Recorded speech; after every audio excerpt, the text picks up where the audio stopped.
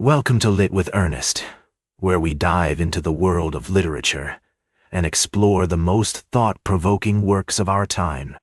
Today, we're discussing Rohinton Mistry's masterpiece, A Fine Balance. Published in 1995, this novel has become a cornerstone of contemporary literature, and its impact can still be felt today.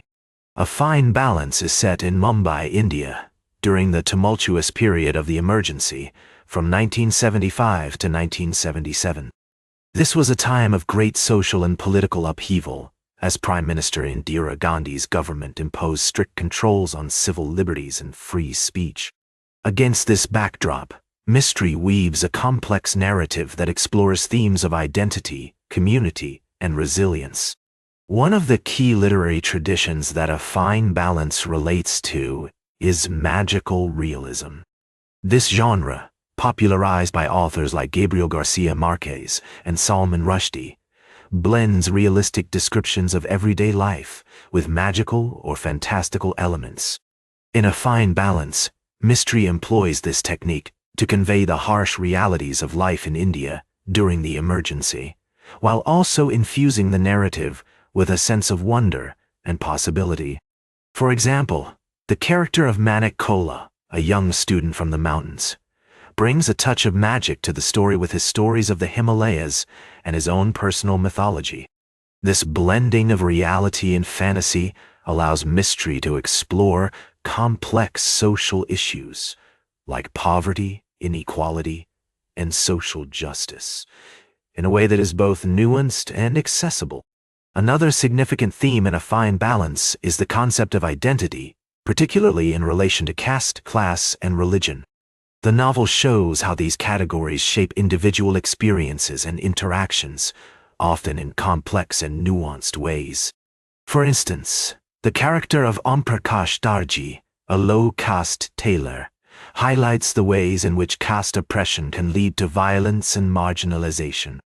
At the same time, the novel also shows us how individuals like Om Prakash find ways to resist and challenge these forms of oppression, often through small acts of defiance or creativity. A Fine Balance has had a profound cultural impact, both within India and internationally. It has been translated into numerous languages and has inspired countless other works of fiction that explore similar themes of identity, community, and social justice. The novel has also been adapted into a stage play, which has been performed in several countries around the world. In addition, A Fine Balance has been widely taught in schools and universities, where it is often used to introduce students to the complexities of post-colonial literature and the history of India. One of the most striking aspects of A Fine Balance is its use of intertextuality, which refers to the ways in which a text engages with and references other texts. Mistry's novel is full of allusions to Indian mythology, folklore, and literature, which adds depth and complexity to the narrative. For example, the character of Dina Dalal, a wealthy entrepreneur, is often compared to the goddess Lakshmi, highlighting her role as a symbol of prosperity and good fortune. In terms of its continued relevance, A Fine Balance remains an important work of literature today because of its powerful exploration of themes that are still relevant to contemporary society.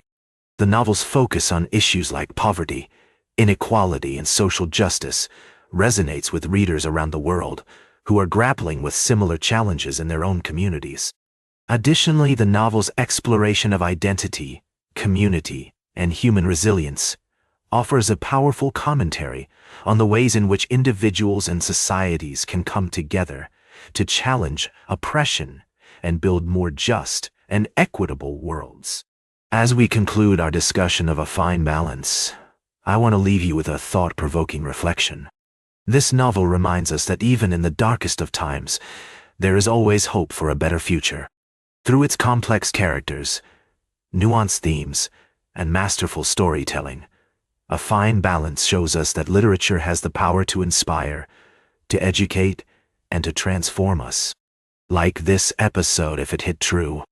Share it if you respect honest talk about books. Subscribe because we'll do this again. This is Ernest, signing off.